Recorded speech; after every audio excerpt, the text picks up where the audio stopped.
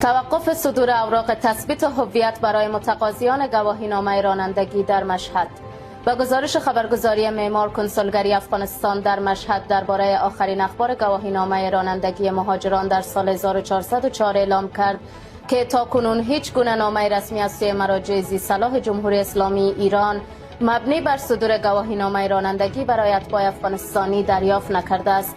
بر اساس اعلام این نهاد از روز شنبه 3 جوزای سال 1404 صدور اوراق تثبیت هویت برای متقاضیان گواهینامه رانندگی متوقف خواهد شد.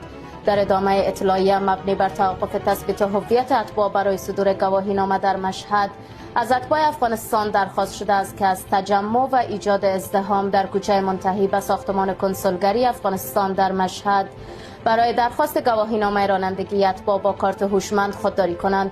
این تجمعات می تواند منجر به مزاحمت برای ساکنان و اختلال در عبور و مرور شود.